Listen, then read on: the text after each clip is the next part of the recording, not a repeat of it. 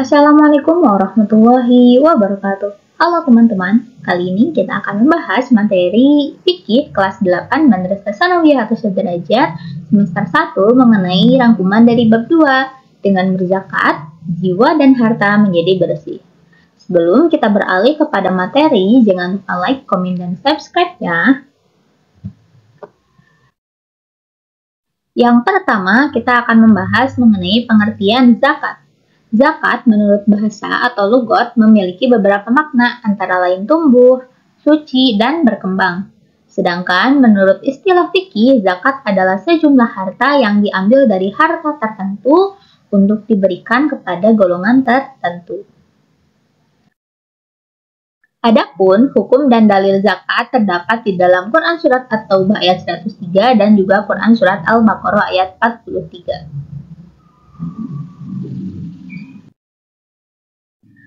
Mustahik zakat. Mustahik zakat adalah orang-orang yang berhak menerima zakat, baik zakat fitrah maupun zakat mal. Orang yang berhak menerima zakat ada 8 golongan, sebagaimana yang dijelaskan di dalam Quran Surat At-Taubah ayat 60.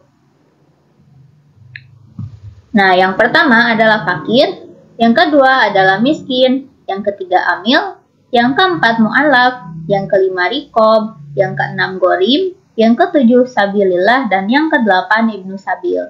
Untuk pengertian dari masing-masing mustahik zakat ini, teman-teman boleh cari di mesin penelusuran ataupun buka kembali buku pegangan teman-teman ya. Selanjutnya kita akan membahas mengenai orang yang tidak berhak menerima zakat. Siapa saja sih orang yang tidak berhak menerima zakat? Nah, di antaranya yang pertama adalah orang kaya, yang kedua keturunan Rasulullah Muhammad SAW yang merupakan Bani Hashim dan Bani Abdul Muthalib. Yang ketiga adalah orang non-muslim. Yang keempat, setiap orang yang wajib dinafkahi oleh muzaki atau wajib zakat.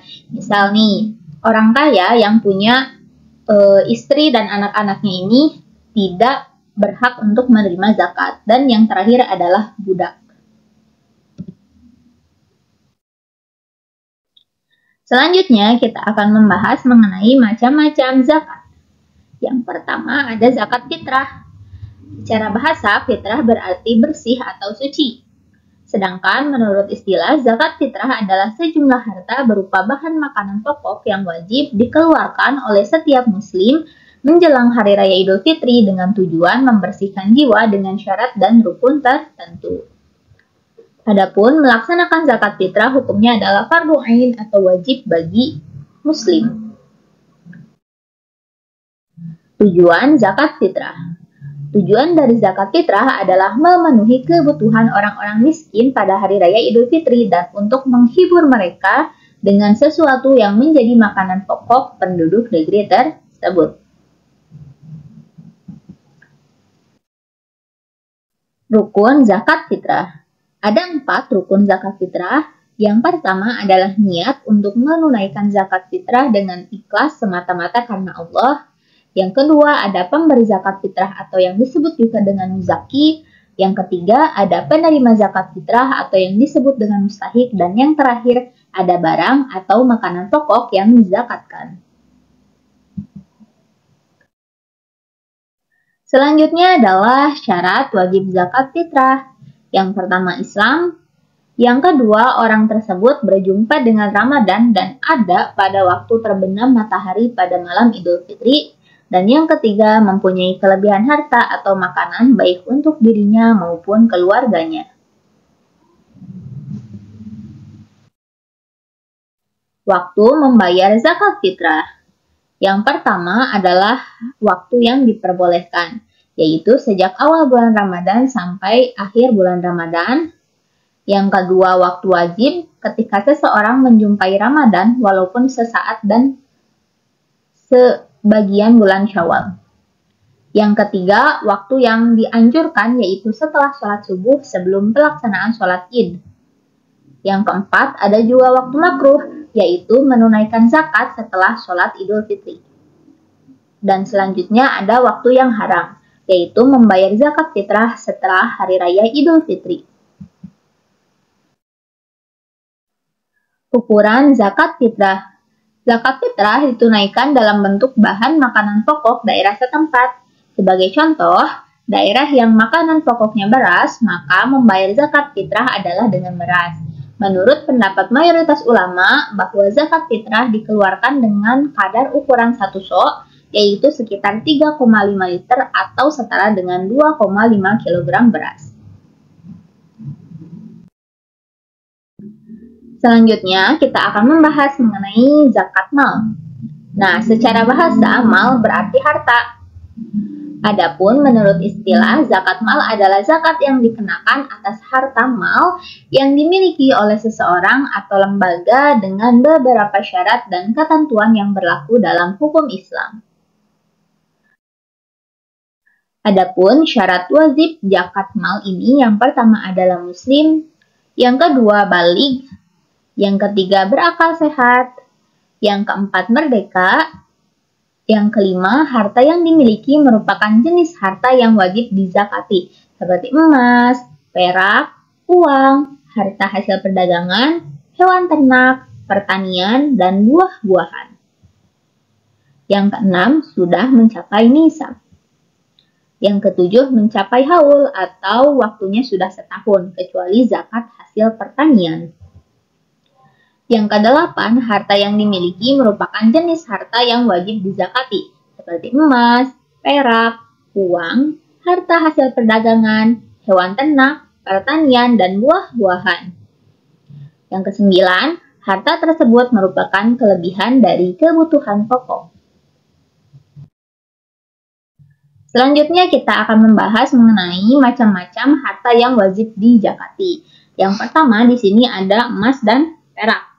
Nah, jenis yang pertama adalah emas, nisabnya 94 gram atau 20 mitkol. Kadar zakatnya 2,5%. Nah, misalkan ada seseorang yang punya emas, ini minimal 94 gram, maka wajib dizakati dengan kadar zakatnya 2,5%. Pun begitu halnya dengan perak. Apabila seseorang telah mempunyai perak ini sebesar 624 gram atau 200 dirham, maka wajib dizakati dengan kadar zakat 2,5%. Nah, selanjutnya kita akan membahas mengenai tijaroh atau harta perdagangan.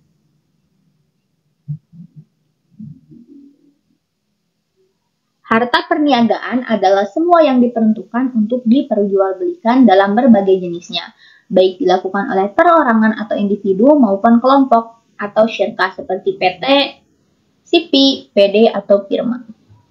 Para ulama mengembangkan pemahaman tentang harta perniagaan, yaitu harta yang diperoleh dari hasil usaha atau pekerjaan yang halal.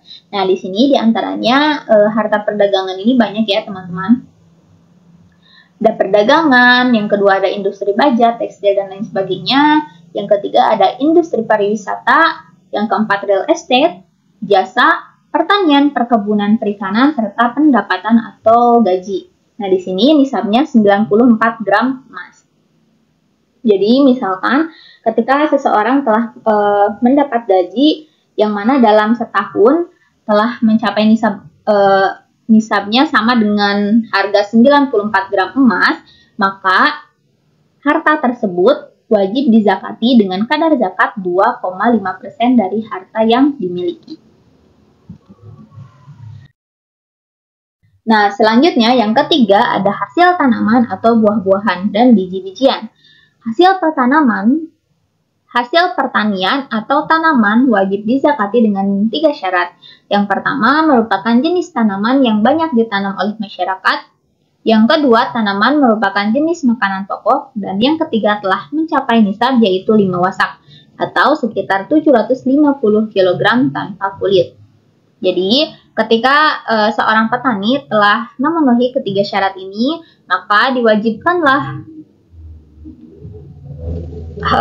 diwajibkanlah hasil tanaman tersebut untuk dizakati. Zakat pertanian dibayarkan setiap panen, tidak menunggu 1 tahun. Kadar zakat pertanian adalah 10% apabila sistem pengairan atau sumber yang didapatkan dengan tidak mengeluarkan biaya. Maksudnya, pengairannya ini menggunakan air hujan dan lain sebagainya. Nah, apabila pertanian atau perkebunan sistem pengairannya tidak alami tetapi dengan mengeluarkan biaya, maka zakat yang harus dikeluarkan adalah 5%. Nah, maksudnya di sini apabila seorang petani pengairannya menggunakan irigasi dan lain sebagainya, maka zakat yang dikeluarkan adalah 5%. Nah, di sini juga ada jenis-jenis harta dari hasil tanaman atau pertanian, di antaranya ada padi. Nisabnya adalah 1.350 kg gabah atau 750 kg beras apabila sudah bersih ya. Kemudian ada biji-bijian, kacang-kacangan, umbi-umbian, buah-buahan, sayur-sayuran, dan rumput-rumputan. Nah, semua nisabnya adalah 750 kg beras. Adapun tadi seperti yang sudah dijelaskan, kadar zakatnya 10% apabila pengairannya menggunakan air hujan atau air yang alami gitu ya. Nah, kemudian untuk 5% apabila pengairannya menggunakan irigasi atau buatan dari manusia. Selanjutnya kita akan membahas mengenai zakat binatang ternak. Yang pertama ada unta. Nisab unta adalah 5 ekor. Artinya, bila seseorang telah memiliki 5 ekor unta, maka ia telah berkewajiban mengeluarkan zakatnya. Zakatnya bertambah apabila banyaknya unta bertambah. Nah, baiknya kalau kita lihat di sini seperti yang dijelaskan, apabila semakin bertambahnya unta, maka kadar zakatnya juga semakin bertambah ya. Bisa dilihat seperti ini. Apabila seseorang punya 5-9 unta, maka ini kadar zakatnya kemudian harus berumur ini ya, segini. Pun begitu ke bawahnya 10-14 unta, 15-19 unta, dan sampai terakhir 130-139 unta bila seseorang memilikinya. Kemudian ini adalah kadar zakatnya, dan ini adalah usia dari kadar zakat ini. Baik, selanjutnya kita akan membahas mengenai sapi atau kerbau. Nisab sapi atau kerbau disetarakan dengan nisab sapi yaitu 30 ekor. Artinya apabila seseorang telah memiliki 30 ekor sapi atau kerbau, ia telah terkena kewajiban zakat. Nah, ini jadi minimal seseorang punya sapi dan wajib dizakat itu minimal 30 ekor ya, teman-teman. Nah, di sini ada 30-39 ekor, di sini ada kadar zakatnya, kemudian di sini umur yang harus ada pada kadar zakat tersebut dan sampai terakhir. Nah, pada setiap kelipatan 30 ekor dikenakan 1 ekor anak sapi atau kerbau berumur 1-2 tahun. Dan setiap kelipatan 40 ekor dikenakan 1 ekor anak sapi atau kerbau berumur 2-3 tahun.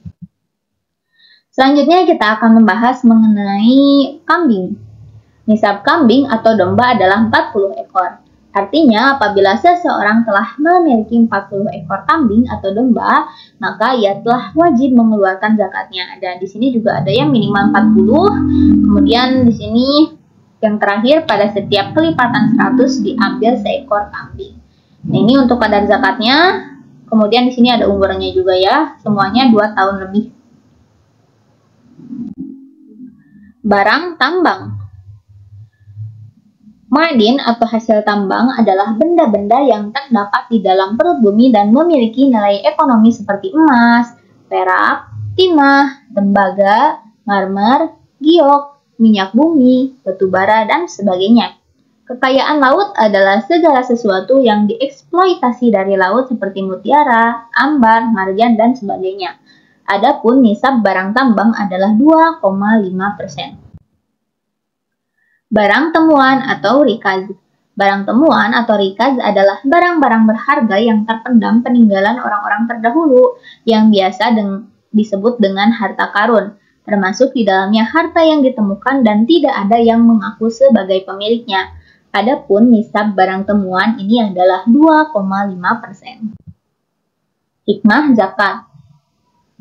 Yang paling utama dari hikmah zakat adalah meningkatkan ekonomi umat. Namun, ada beberapa hikmah bagi muzaki atau orang yang memberikan zakat.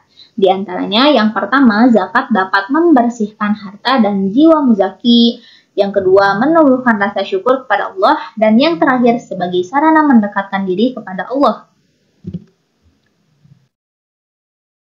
Baik, cukup sekian pembahasan kita pada materi kali ini. Semoga bermanfaat. Mohon maaf apabila ada kesalahan. See you and thank you. Don't forget to like, comment, and subscribe. Wassalamualaikum warahmatullahi wabarakatuh.